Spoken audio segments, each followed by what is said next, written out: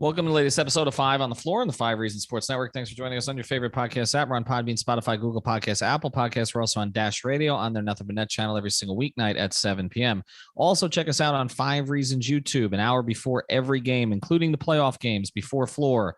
As soon as the game ends, our guys Royal and everybody else there, they're on Post Up 5R. That's for every playoff game as well. And we do streams throughout the week on all the South Florida teams. Also, 5reasonsports.com. Make sure you spell that one out if you want the latest takeaways from Brady Hawk and others on the South Florida teams. And we do not have a paywall, unlike the newspapers. Also, check out the great sponsors of the 5 Reasons Sports Network.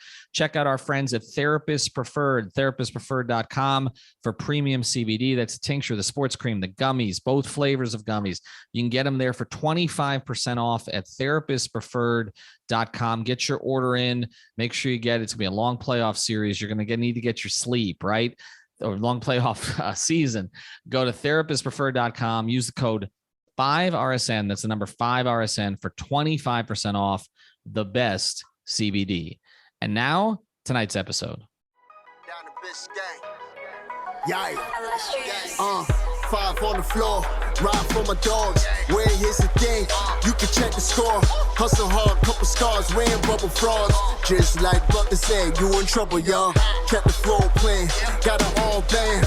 Y'all seen the block, stop with one hand.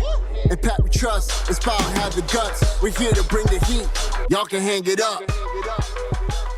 Welcome to 5 on the Floor, a daily insider show on the Miami Heat and the NBA, featuring Ethan Skolnick, Greg Sylvander, and Alex Toledo, plus others from the 5 Reasons Sports Network.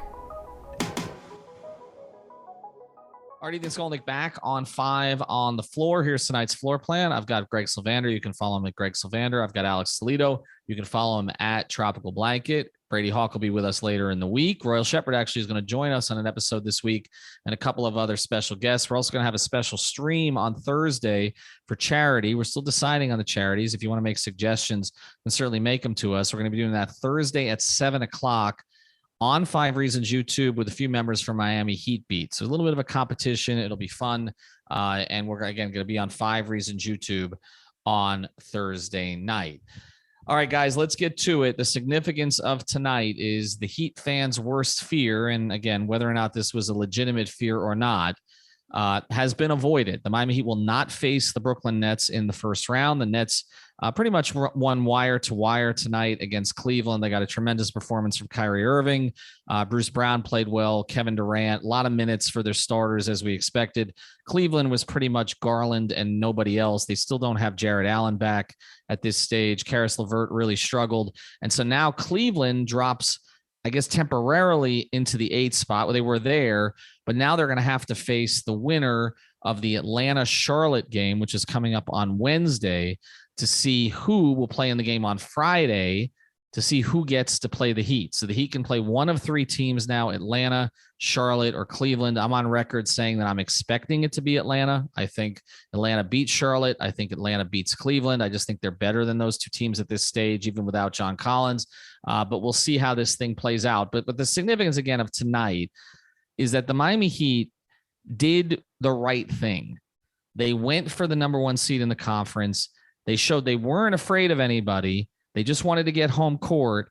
And in doing so, the basketball gods rewarded them. No Boston in their bracket, no Milwaukee in their bracket, no Brooklyn in their bracket. Their bracket's going to include one of those 3 teams I mentioned, Philadelphia and Toronto. And really, guys, and I'll start with you, Greg, this was absolute best case scenario. The bracket definitely worked out. I won't, I'll spare the listeners the karmic actions that may be at work, but I definitely think if you said to anybody that Milwaukee, Boston, Brooklyn would all be on the opposite side of the bracket, like that's as good as you could have asked for. I mean, there may be a couple things that, that could shake your way otherwise, but that it's the perfect scenario. So you're right there. I kind of am leaning in a different direction, though. I know you say that Atlanta is your pick, and I understand why. They played really well lately. Trae Young is, he has the ability to take over a game. I liked what I saw from Cleveland in the game tonight against Brooklyn, even though obviously they were overwhelmed by the end of it. Now they're getting to go home. There's a chance Jared Allen could play. So I have a feeling Cleveland's going to sneak out there, and it actually would probably be one of the more unique matchups for Miami. So that's where I'm leaning as of right now. This is the thing about Brooklyn. It's not that I think the Heat or Heat fans in general, at least the smart ones, were scared of Brooklyn. It's more about in the first round, you don't want to have to exert the kind of energy to keep forces like Katie and Kyrie at bay. So that's just, you kind of dodged that, but it wasn't because you thought necessarily Brooklyn was a risk of, running, steamrolling Miami, at least by my view. Alex, if I had to ask you on the spot right now, which of those three teams is coming out of this thing to play Miami? Who's the one you choose? Not the one you want, the one you think it's going to be. In the conference finals, or wait? No, you're talking about. No, we're not that far. I saw Barry tweeted out when the conference finals could start against Milwaukee or Boston or Brooklyn. I'm like, whoa, we're getting ahead of ourselves here. No, you don't say that. No, I'm not. And everybody's mad enough at me about jinxing stuff. Okay.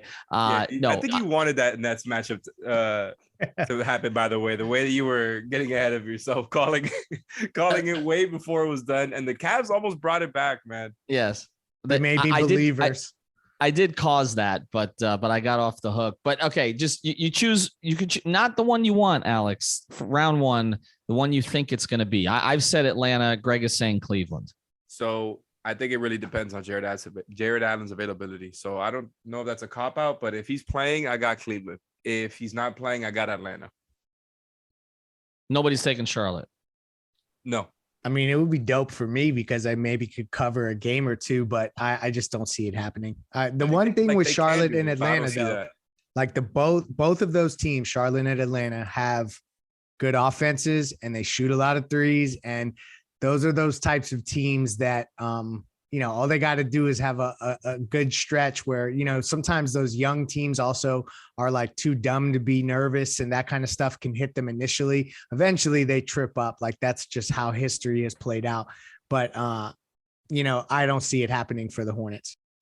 Can we, and we'll go back into this. I want to circle back to the three matchups, and we got time to do this. And obviously we're going to do this again Wednesday night when we know one of the teams is eliminated. We can narrow this thing down to two.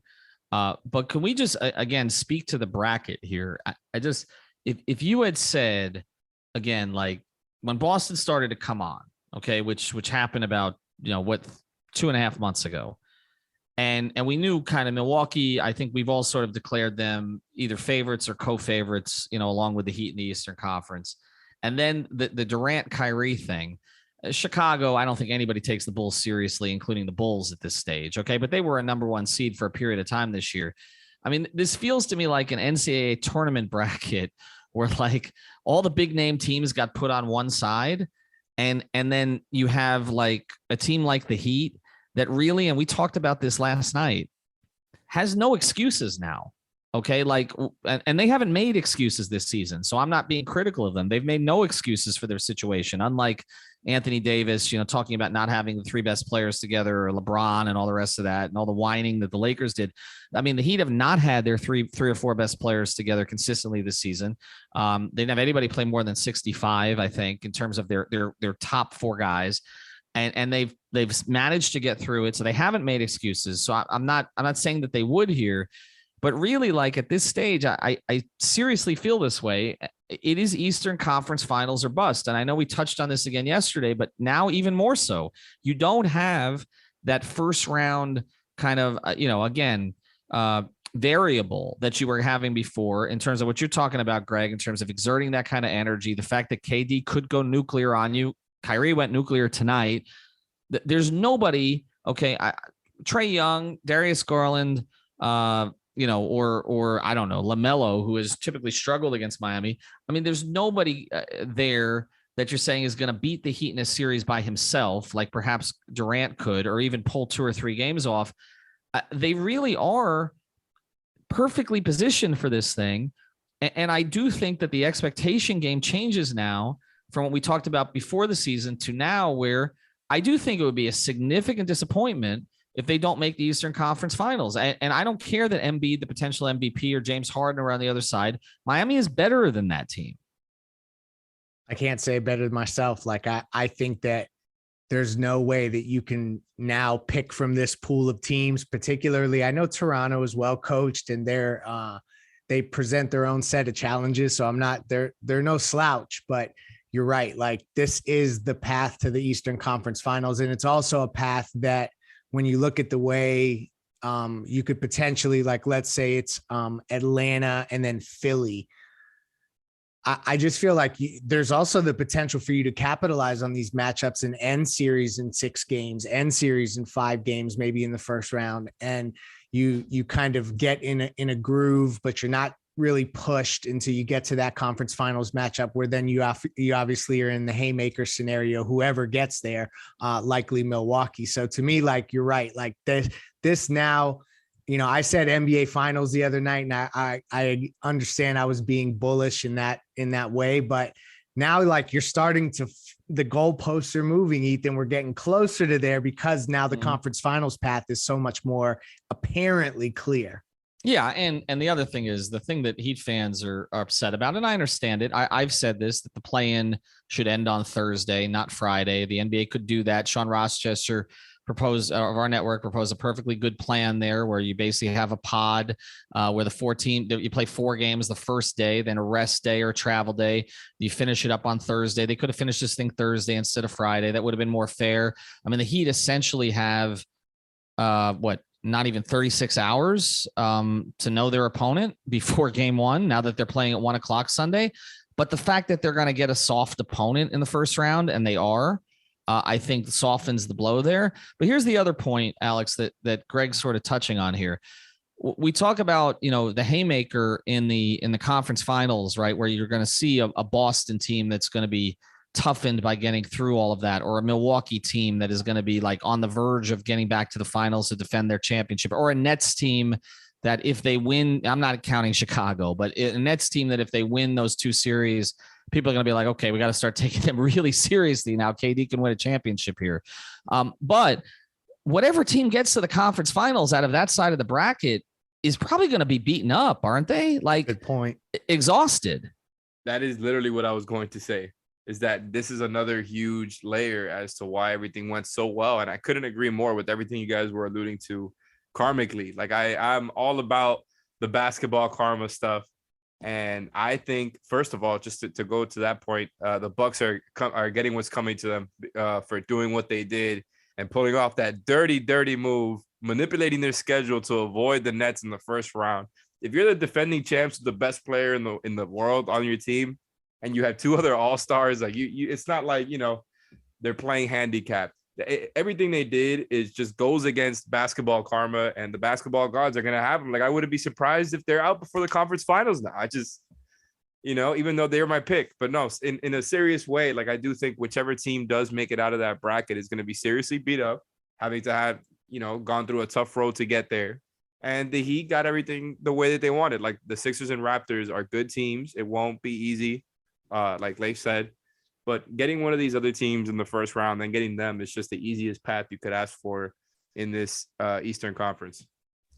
All right, we're going to go a little bit more into these 3 teams. I want to touch on them. Brady actually sent us something that I want to get into here on the podcast about the 3 teams and what we should look for now over the next week. Before we do, though, I do want to mention another great sponsors of the 5 Reasons Sports Network. It's our friend Mark Brown. We mention him all the time on the pregame show. He's a host before Floor. Excuse me, not the host, the sponsor. I'm the host, although Mark could probably host. He knows enough about the team. You can find him at markbrownpa.com. That's markbrownpa.com. And he's your go-to if you need an estate plan. And the answer to the question of whether you need an estate plan is always yes, particularly if you have a family. You need to know where your money's going. Make sure it's going to the right people. If you want it to get to your children, who's going to be the executor of your estate, all of that kind of stuff. He can go through the forms with you in a really simple way. I can tell you this because he did it with me. So reach out to Mark. Again, he's also got a title company right there in-house. So if you got real estate, he can handle that for you too. He can also handle your closings. Mention 5 Reasons. He did this for me too. Again, I'm a customer, not just an endorser of Mark. He's a great guy and they do a great job. It's a small office in North Lauderdale, just north of Cypress Creek off of Andrews. The phone number is 954-566-5678. That's 954 566-5678. It's markbrownpa.com, MARC brownpa.com. Get your estate plan done, get your closing done there, and that office can handle a lot of other things for you. So reach out to Mark today. All right, Brady sent us something here on the chat, and I want to go through it because I think this is the key point here, is that, the Miami Heat, we talk about whatever shortcomings they may have, but they finished top 5 in the league in defense. And I believe, Alex, correct me if I'm wrong here, did they finish 12th in offensive efficiency? They were right around there. I don't know if the last game affected it very much, but they were right between kind of 11th and 13th for most of the end of the year. So they weren't in the top 10 in both? Well, the Heat are actually 12th in offensive rating. Okay, so they did finish 12th. They did finish 12th. That's where they were going into the last game. So I didn't know if that's what held up. And they finished 4th in defensive rating. Is that right? I'm sorry. I was trying to do it quickly here. Yep, 4th in defensive rating. Okay, which, by the way, I went back and listened to one of our pods before the season. That was our consensus. I think that's where we landed. I think we landed top 5 defense, probably 4th or 5th, and 12th in offense, which is exactly where they were. Okay, but this is what Brady sent today, and I think this is the point and why this should be, a significantly, I'm going to say an easy matchup in the first round, but Miami should be heavily favored against any of these 3 teams. Atlanta has a top 2 offense, but a bottom 5 defense. So total one-sided team. Cleveland, top 5 defense with a bottom 10 offense, but without Jared Allen, their defense has suffered. Charlotte with a top 8 offense and a bottom 10 defense. So you're really looking at 2 teams, and Greg, you hit on it. Atlanta and Charlotte can score. They both play with pace. They both got 3-point shooting. They both have guys who can go off on you. Neither of those teams guards. We just saw that with Charlotte. That was one of the worst defensive performances I've ever seen. That Charlotte team that came in to play Miami. And on the other hand, we saw with Cleveland, they defended well enough tonight against everybody but Kyrie, but they really just only had one guy who could consistently score. In light of that, we've seen these one-sided teams before against more complete Heat teams. I don't want to use the catchphrase here. To me, it's Heat in 5 most likely against any of these 3. Yeah, the one thing though, remember everybody was talking about the Cleveland Cavaliers length being a problem for Miami and the matchups there. And that was a huge talking point at one point in the season. I remember in terms of teams that maybe didn't, that Miami would want to avoid. It's funny that how that narrative has flipped now. So that's the one team out of these 3 that I think the smarter basketball heads would say that they have schematically and also the personnel to maybe bother Miami in ways that just, Trae Young, they're going to put Jimmy on Trae Young because they did that in that last game. And essentially that was kind of what turned the tide in some ways. Obviously you're not going to stop him from shooting 36 footers, but I just think that they have ways of stopping one player. Charlotte, I'm not worried about. So Cleveland, this is about, they would grind the game down and it would be defense with length. So, that's the one path for a formidable first round series. The other 2, I just don't see it. Alex, is there one rotation guy who's most affected by who the opponent is? Damn, that's a really good question. Damn. Yeah, I think, I was going to say off the top of my head, it's Bam, because if you play the Cavs and Jared Allen's healthy, it's probably going to be a tougher series for him than playing against the Charlotte Hornets, who have a pretty soft back line defensively with Mason Plumlee and Trez Harrell. So I think that's a pretty big difference there. Then you talk about the Hawks, who, like you guys were already talking about, just haven't been able to defend well. Even though they have Capella and Okongwu. So yeah, I think Bam off the top of my head is the guy that I would say there. Because what about who might? But Alice, what about who might be? That's a good one. But what about who might be in or out of the rotation as a result? Because we talked about like for instance, okay, let's just look at one guy, Dwayne Dedman. Okay, does he play against all 3 of these teams? Cleveland most likely, right? I would think. For sure. Cleveland for sure. I think the other 2, he'll start in the early parts of the series because Spoelstra will likely stay relatively to what he's been doing recently. But I could see him in an Atlanta series in certain matchups if they size down where he would not be as necessary. Charlotte as well. But Dedmon's a guy that I think is going to be a lot more situational than maybe we expect, just depending on matchups. And the other guy, just because of the way that Atlanta attacked him, was Max Strus. Like they were just hunting to get Trae Young matched up with Max Strus all that they could. So it'll be interesting to see how they respond to that if it ends up being Atlanta like Ethan predicts. Is there one, Alex, Caleb Martin, for instance? Okay. Is he, it seems to me like he would be useful in an Atlanta series considerably, maybe in a Charlotte series, maybe not as much in a Cleveland series. Am I reading that wrong? No, I don't think so. I think that's pretty fair to say, even though I do think they would still play him against Cleveland just because he plays bigger than his size. I do think that would be the one where maybe he wouldn't play as much. And I do agree about the whole Dedmon thing being situational, even though I was trying to look up like the differences between some of these teams here in the play-in in the East. And the one thing that stood out to me as far as shot distribution is the Hornets attacking the rim. They're second in the league at, just how many of their shot attempts are at the rim. So not that they're second in the league in efficiency, but that's one thing that they do very well as far as getting there. And I think that's the biggest difference between them and the Hawks, because the Hawks are in the bottom 10 in that. And I think the Heat are built to keep you out of the paint and kind of allow tougher threes. So I think that's an interesting little layer there. What about Depot? We'll close here. Is there, because I think all of us agree he's not going to start in the original rotation in the first round, but is there one of these three teams that he might be of more use that Spoelstra would unleash him? If that's a question that we have to discuss in the first round, then there's much bigger problems at hand that we will have to unpack as well. So I just, in the first round, no, I think that Oladipo becomes more of an option in a series where you actually you're forced to adjust. And I just don't see Spoelstra being forced in that direction by any of these teams. Could it be Philadelphia that we're waiting on him for that? Because we did see, and I was at that game in Philly, the hunt, you talk about hunting Strus.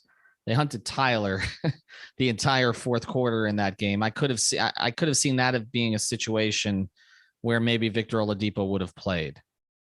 Yeah, I could see that too. It's just tough for me to see because, and I agree with everything Leif said there, but it's also like, if he's not in the rotation early on, I think it's harder to bring him back later on as you go. So that's true. You're just throwing him in there. Like, it's not the worst thing to do. It could work out. Like, we've seen that he's clearly ready to contribute.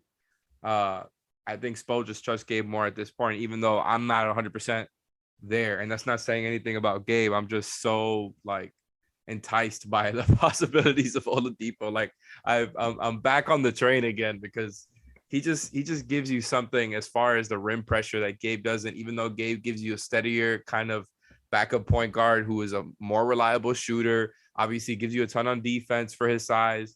So it's not like I want Gabe out, but obviously if Depot is in the rotation, it's probably going to be over Gabe or maybe Caleb, but I just don't think that's actually, on the table because of kind of where Caleb has earned that spot all season and what he does as a point of attack defender. It feels like he does a lot. And so if Depot isn't in that rotation early on, I don't think it's going to happen unless like they said, they're just kind of, playing from behind. I think the other part of this that we haven't discussed, but we will in the future, is not only is the other side of the bracket likely to be a bloodbath now with at least 3 of those 4 teams, but the Philadelphia-Toronto series is going to be too. And Miami is really in position. I'm going to cycle back to the beginning of this episode. There are no excuses. This needs to be an Eastern Conference Finals team. And then you see where it goes, but I could see a 7-game series between Philadelphia and Toronto. I could see Miami finishing off one of these 3 teams in 5 games and having time to rest. All of this stuff has set up for Miami right now. And really the reality is this, and Spoelstra talks about it all the time. There is a karmic element to basketball. And I just feel like the Heat did this thing correctly. Could you imagine if the Heat had tried to play for seeding late in the year and maybe dropped a game that maybe they shouldn't have dropped and all the rest of this? like They'll be facing how the you Nets would right now. feel if you ended up getting stuck in a 2-7 against the Nets after all of that. Like, Well, especially when you have Heat Knicks PTSD. Are you kidding me? Like, that's the worst nightmare, is a 1-8 matchup against an 8 that's not really an 8, because that was right, but that's what I'm from saying. New Like, York. but what if Miami had dropped to the 2 intentionally, and we saw again Milwaukee kind of dropped to the 3 intentionally? What if Miami had sort of finagled the whole thing to end up in the 2, and then the Nets ended up in the 7 when they didn't anticipate that, maybe with a week left in the regular season? That would have been, I mean, they would have deserved it, okay, to be honest. And instead, they deserve what they got, which is getting a 1 seed and getting the easier bracket, getting the easier first round matchup. That's the way this thing is supposed to play out. So it's going to be Sunday, 1:00 on Easter. TNT, do not expect ABC games in this series. TNT is the best that you're probably going to do. It might be NBA TV. Like I've said before, it might be Peacock, Nickelodeon, one of these other channels. Whatever it is, we'll be there on Sunday. Alex, Brady, and at some point myself. All right, check it out, therapistpreferred.com. Use the code 5RSN, and markbrownpa.com as well. Also, Prize Picks. We know a lot of you are on there. They had some issues there tonight. It's getting fixed. So by tomorrow, everything should be back online from what we're being told, probably by the time that you listen to this. And again, if you go to prizepicks.com, which is our official fantasy. Thank you for listening to the 5 on the Floor on the 5 Regional Sports Network.